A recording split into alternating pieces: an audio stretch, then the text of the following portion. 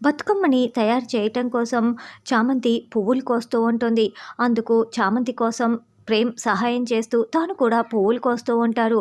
అలా ఇద్దరు కలిసి పువ్వులు కోస్తూ ఉంటే పొరపాటున చూసుకోకుండా ఒకరికి ఒకరు తల ఢీకొట్టుకుంటారు. దాంతో అబ్బా! అని ఇద్దరు ఒకేసారి అరుస్తూ సారీ సారీ అని ఒకరికి ఒకరు చెప్పుకుంటూ ఉంటారు. పర్లేదు బాబు, నేను బాగానే ఉన్నాను కానీ మీకు ఓకేనా అని చామంతి తల రుద్దుకుంటూ చెప్తూ ఉంటుంది. చామ్, నాకు తలకి తగిలింది దెబ్బైనా కూడా తియ్యగా ఉంటుంది కదా అని ప్రేమ్ మురిసిపోతూ చెప్తూ ఉంటాడు.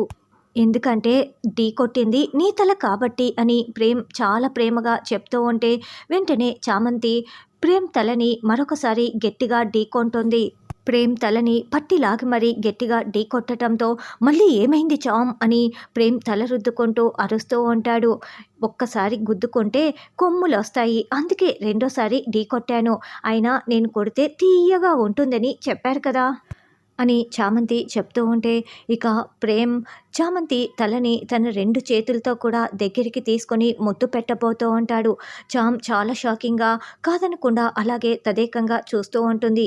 చామ్ ప్రేమ్ బతుకమ్మని తయారు చేయటం కోసం ఇలా పువ్వుల్ని కోస్తూ ఉంటారు. అయితే హర్ష చామంతికి స్పాన్సర్షిప్ ఇవ్వాలనే కావాలనే అలా బతుకమ్మ పోటీని పెట్టి ఉంటాడు. మరి చామంతి గెలిస్తే రమాదేవి ఎంత పెద్ద రచ్చ చేస్తుంది అన్నది రానున్న ఎపిసోడ్లో తెలుసుకుందాం.